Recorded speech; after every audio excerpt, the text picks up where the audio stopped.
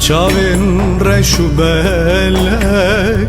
şevan xevam nayi Wan çavin reşu tari bete sebram nayi Jiber revina teye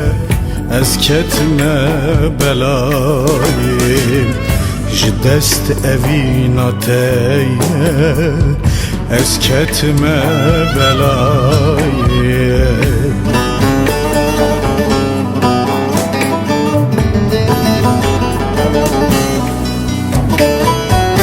Ey evin evin evin tünebbili bahare Ey evin evin evin tünemmini evare Ey evin evin evin serem kırbelaye Ey evin evin evin vay şirine dilbaye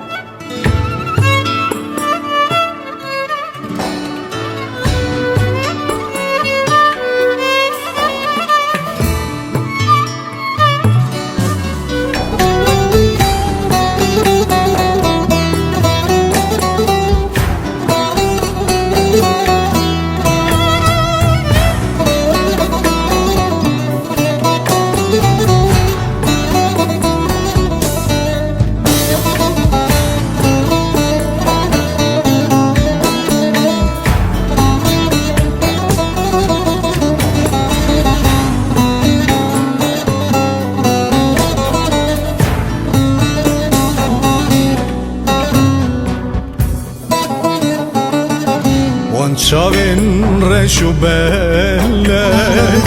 dagir kir fikru raman Ez jîne xweş bi halim wek mamoste feqiyê teyran Bo çi carek napirsî ey dilbera malwêran Bi çi carek napirsî Parvena kivan gemman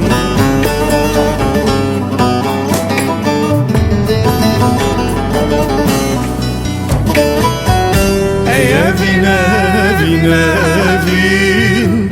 tünebbili bahare Ey evin evin evin tünemini evare Ey evin evin evin serem kırbelaye Ey evin